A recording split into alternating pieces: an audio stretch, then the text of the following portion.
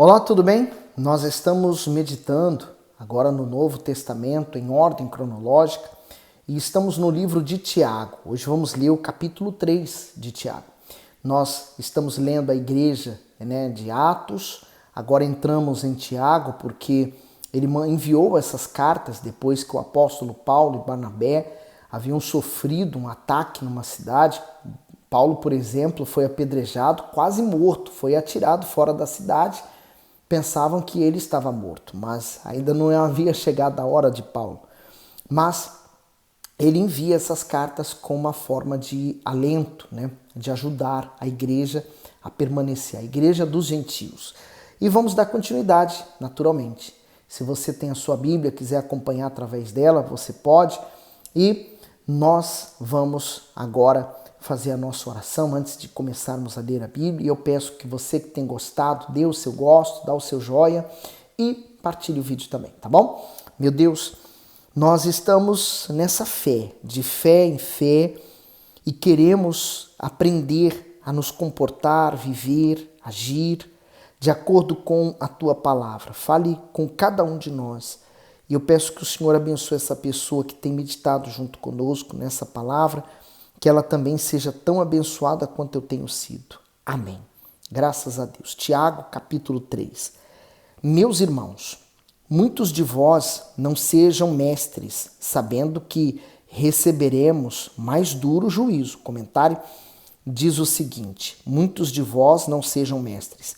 Aqueles que ensinam têm uma responsabilidade muito grande, já que possuem uma enorme influência sobre os ouvintes. Tiago adverte que devem estar seguros do seu chamado para servir como mestre ou pastor, visto que serão julgados com mais rigor do que os aprendizes. O mestre tem por obrigação viver o que prega e ensinar o que vive. Com essa consciência, entende que seus ensinamentos não se restringem apenas às palavras que saem da sua boca, mas engloba todo o seu proceder. Portanto, quem tem a responsabilidade de ensinar tem o dever de vigiar o que fala, pois uma única palavra pode causar uma grande confusão. Então, essa palavra aqui do comentário é verdade. Temos que ter muito cuidado com as palavras, Elas podem criar outras situações que não queremos. 2, porque todos tropeçamos em muitas coisas. Se alguém não tropeça em palavra, o tal é perfeito e poderoso para também refrear todo o corpo. Então, eu acho difícil achar alguém que não tropece, nas palavras, ou fale algo que não queria. Eu conheço pessoas que dizem assim: eu sou muito sincero. Então, o sincericídio, as pessoas que morrem pela boca. Às vezes tem coisas que é melhor você não falar. Pense, mas não fale. Então, continuando aqui no 3. Ora, nós pomos freios nas bocas dos cavalos para que nos obedeçam e conseguimos dirigir todo o seu corpo. Vede também as naus que, sendo tão grandes e levadas de impetuosos ventos, se viram com um bem pequeno leme para onde quer a vontade daquele que os governa. Assim também a língua é um pequeno membro e gloria-se de grandes coisas. Vede quão grande bosque um pequeno fogo incendeia. A língua também é um fogo, como um mundo de iniquidade. A língua está posta entre os nossos membros e contamina todo o corpo e inflama o curso da natureza e é inflamada pelo inferno. O comentário, que vai do 2 ao 6, diz língua.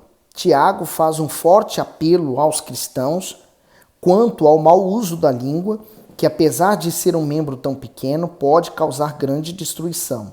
Quando a língua é usada de forma descontrolada e maligna, provoca centenas contendas, destrói amizades e lares, podendo até mesmo acabar com a reputação de uma pessoa. É responsabilidade de cada um controlar a própria língua e usá-la somente para o que edifica, constrói e abençoa. A língua é como uma pequena fagulha que pode causar um grande incêndio, uma grande injustiça. Muitos são hábeis em usá-la para o próprio benefício e para tirar dos seus caminhos alguém que os incomoda. Você já viu aqueles telefones sem fios, né? Aquelas brincadeiras em que se há uma série de pessoas, você fala uma coisa numa ponta e a história, quando chega ao final da ponta, ela já foi toda distorcida, já não tem mais nada a ver com aquilo. Assim também é a língua. Uma pessoa diz uma coisa e ela pode ser distorcida. Ainda mais, nós estamos vivendo numa altura em que existe muito a fake news, né? As pessoas gostam de espalhar a fake news, as notícias falsas. E eu não sei se você já percebeu, mas a notícia falsa ela é igual um fogo num mato seco, né? Ela pega fogo rápido e se espalha rapidamente. A verdade ela é mais difícil de se espalhar, né? Aliás, tem até um conto que diz em que a verdade e a mentira elas foram tomar banhos juntas, né? E elas se despiram e entraram para a água.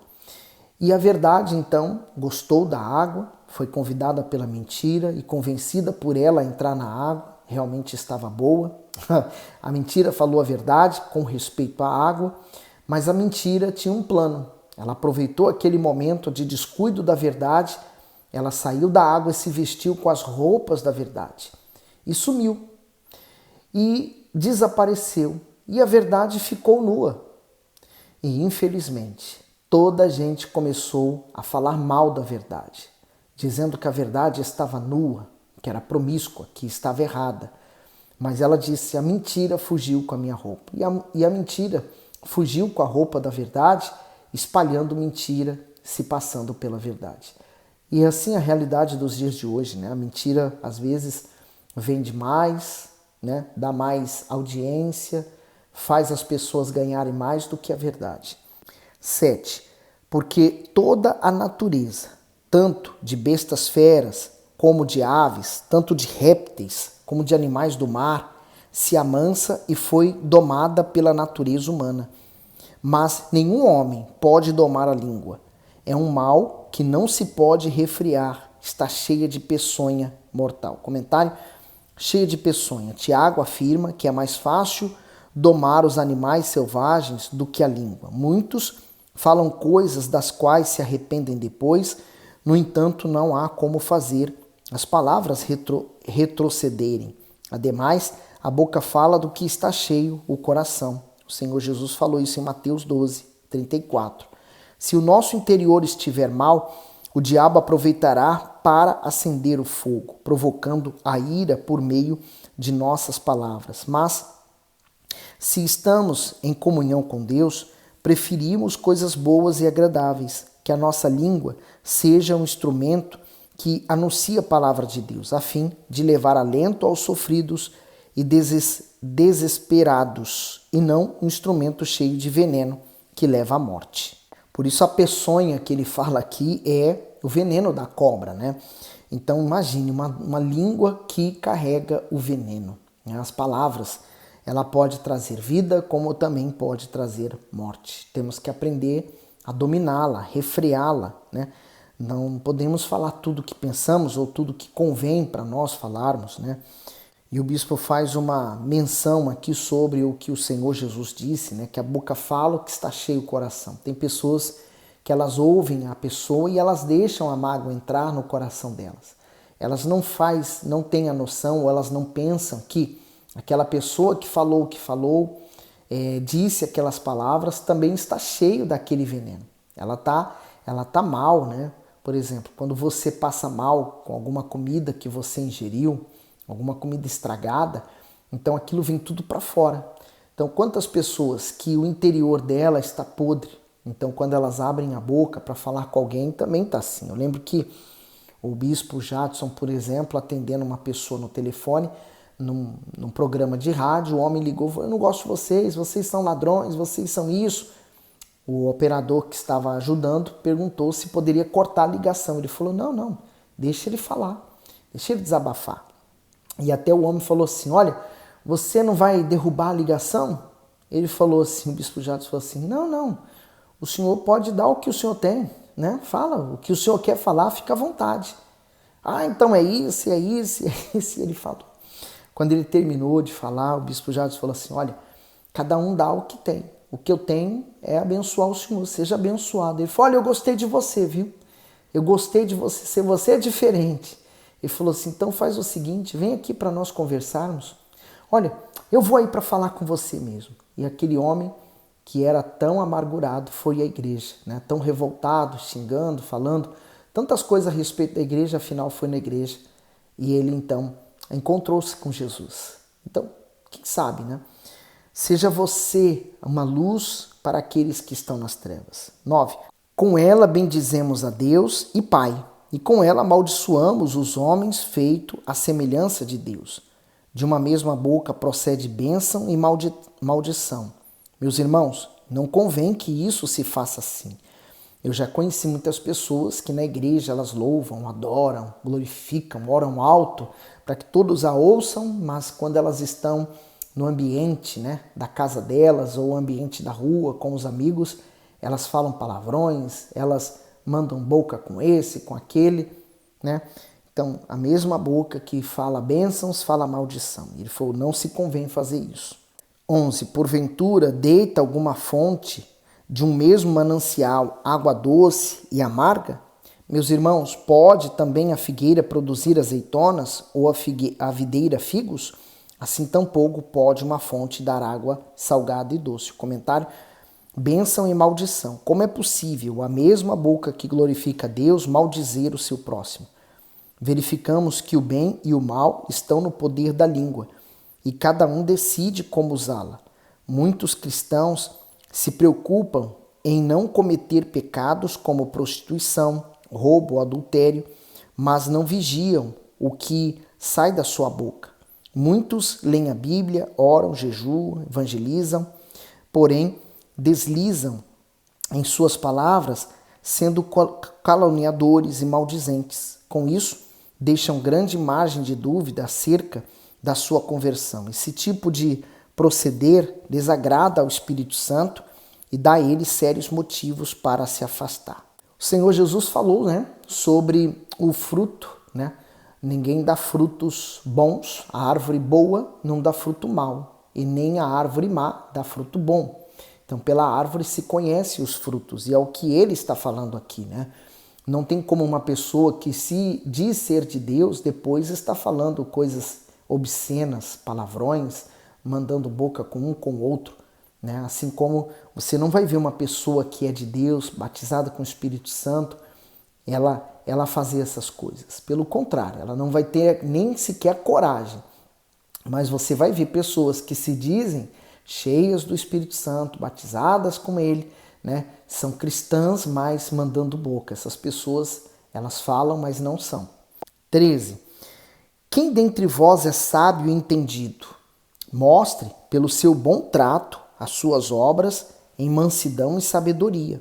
Mas se tendes amarga inveja e sentimento contencioso em vosso coração, não vos glorieis nem mentais contra a verdade. E às vezes nós encontramos pessoas que dizem assim, eu sou uma pessoa tão invejada, todos querem o que eu tenho. Mas elas nunca vão dizer, você nunca vai ouvir uma pessoa confessando, eu sou uma pessoa invejosa, eu quero tudo que é dos outros, né? Só quando ela vai se arrepender de fato, né? Mas a inveja, né? O invejoso que é invejoso não diz ser invejoso, ele acha que ele é invejado, né? E não sabe, por exemplo, a pessoa que inveja o que é dos outros, essa maldição da inveja não apenas prejudica os outros, mas prejudica ela, né? Normalmente a pessoa que mexe com o ocultismo, com as coisas erradas, ela pragueja, ela manda uma maldição para uma pessoa, mas 50% vai e 50% fica com ela, né? A pessoa também sofre. No 15, essa não é a sabedoria que vem do alto, mas é terrena, animal e diabólica. Porque onde há inveja e espírito contencioso, aí há perturbação e toda obra perversa. Espírito contencioso, sabe? Aquelas pessoas que não se controlam, elas brigam, elas falam, elas gritam, né? Às vezes é aquelas pessoas que só de você olhar para elas, você está olhando o quê? Né? Aquelas pessoas com mau humor tremendo, contenciosas. 17, mas a sabedoria que do alto vem é primeiramente pura, depois pacífica, moderada, tratável, cheio de misericórdia e de bons frutos, sem parcialidade, sem hipocrisia. O comentário diz assim: quem dentre vós é sábio e entendido? A sabedoria divina é a sabedoria e a sabedoria terrena são distintas e seus frutos são opostos. A sabedoria que vem de Deus nos leva a agir com prudência, humildade, mansidão, equilíbrio diante das pessoas e das situações que surgem no nosso dia a dia. Por ser pura e justa em seu proceder, busca sempre o bem dos outros. Por isso, é cheia de frutos da bondade e da misericórdia que refletem a imagem do Senhor Jesus. Só alcança tal sabedoria aqueles que têm um relacionamento íntimo com Deus. Já a sabedoria deste mundo é baseada em artimanhas e é inclinada para o mal, pois provoca inveja, cobiça, toda sorte de males. Tiago adverte que quem tem esse tipo de sabedoria terrena, irracional e diabólica não deve se gloriar nem ir contra a verdade. Há pessoas que, movidas pela inveja, manifestam a sabedoria do mundo ou a chama de esperteza para planejar o mal contra os outros e acham que é isso muito vantajoso, mas no final só encontrarão perturbação e dor. Quantas vezes eu já ouvi o mundo é dos espertos, mas o mundo dos espertos dura muito pouco. O mundo do fiel é eterno. Então, eu prefiro ser fiel. Fiel ao meu Deus, fiel à minha consciência, que está lavada pelo sangue do Senhor Jesus. Mas vamos ver direitinho esse versículo 17, né? A sabedoria que vem do alto. Então, o mundo está cheio de sabedoria, está cheio de sábios, formadores de opinião. Mas a maior e melhor opinião que você pode ter a respeito de qualquer assunto vem de Deus, vem do alto. Então, primeiramente, ela é pura. Então, ela não vai causar impureza na vida de ninguém, nem muito menos na sua. Pacífica. Então, ela não vai criar contendas, brigas. Moderada, quer dizer, equilíbrio. Né? Ela nem vai pender nem para um lado, nem para o outro. Ela é tratável, quer dizer, é possível ser praticada, né? Não é um peso. Cheio de misericórdia e de bons frutos. Então, a misericórdia, ela acompanha a palavra de Deus e acompanha aqueles que a praticam. Então, a pessoa se torna misericordiosa. Às vezes, as pessoas pisam no seu calo. Qual é o dito do mundo, né? Pisou no meu calo, eu vou pisar no seu, né? Olho por olho, dente por dente. Mas a pessoa que é da fé, por vezes, ela é misericordiosa. Ela deixa até passar. E bons frutos, quer dizer, ela passa a dar frutos da fé, o amor, a justiça, a fidelidade, a mansidão, enfim. Está lá em Gálatas 5. Sem parcialidade e sem hipocrisia. Quer dizer, não é aquela pessoa que faz acepção de pessoas. Eu faço por esse porque é meu amigo, por aquele ali eu não vou fazer, não. Nem conheço. Não há hipocrisia, né? A pessoa, o hipócrita, ele cobra uma coisa dos outros, mas não faz o que ele cobra, né? Como disse o Senhor Jesus, que os fariseus cobravam demais do povo, mas eles nem com o dedo empurravam o que eles estavam fazendo o povo empurrar como carga, né? 18. Ora, o fruto da justiça semeia-se na paz, para os que exercitam a paz. O comentário: o fruto da justiça é a vida eterna oferecida pelo Senhor Jesus e todos os que creem no seu sacrifício. Vamos ver Romanos 6, 22? Ele diz: mas agora, libertados do pecado e feitos servos de Deus, tendes o vosso fruto para a santificação. Por fim, a vida eterna. Sabe o que é a santificação? É você se deparar com uma tentação, com um pecado, alguma coisa, e naquela hora você tem que escolher praticá-lo, né? Praticar aquela tentação, ceder para aquele mal, ou negar a sua vontade, virar as costas para ele e fazer a vontade de Deus. Então, santificar é quando você nega a sua vontade, quando você não se rende aos costumes desse mundo e você prefere obedecer a palavra de Deus, mesmo sabendo que poderá sair prejudicado. Continuando aqui o comentário: a sabedoria divina é pacífica. Assim, aqueles que possuem tornam-se pacificadores, pois o seu desejo é levar a salvação a todos. Muitas pessoas querem receber o que é bom, no entanto, praticam a maldade. Nós colhemos aquilo que plantamos, e isso é justo. Desse modo, quem é sábio semeia justiça e não teme a colheita, pois sabe que receberá os bons frutos do bem que plantou. Por isso que somos mal compreendidos pelo mundo. O mundo não quer saber de uma pessoa que fala a verdade, uma pessoa que preza pela justiça. O mundo não quer saber disso. O mundo quer que todo mundo seja igual a ele, né? Porque quando você é diferente, você está conquistando, vencendo, você se torna alvo deles para que eles possam usar contra você. Olha para o Senhor Jesus, né? Qual mal ele fez para aqueles religiosos? Nenhum. Mas Jesus expôs os pecados deles no sentido deles, então, se arrependerem, mas ao invés de arrependimento, acumularam mais pecado ainda. Queriam matar Jesus. Então, o fruto da justiça semeia-se na paz. Mas eu posso dizer aqui que o fruto da injustiça, quer dizer, o fruto do pecado, semeia-se a contenda, as guerras, as brigas, para que a exercitam a paz. Eu prefiro a paz, né? Como diz aquela outra pessoa, que o fulano fique com a razão e eu fico com a paz. Não adianta discutir. Por isso, não se discute a palavra de Deus. A palavra de Deus já está determinada. Se você crê nela e a outra pessoa não crê, problema dela, vergonha da pessoa que não crê. Mantenha-se crendo, não discuta. Fala assim, olha, fique com a razão e eu fico com a paz, né? Mantenha-se firme no que você acredita, porque eu prefiro manter a minha paz, né? Tenha paz. Se possível, como disse o apóstolo Paulo, tenhamos paz com todos. Deus abençoe.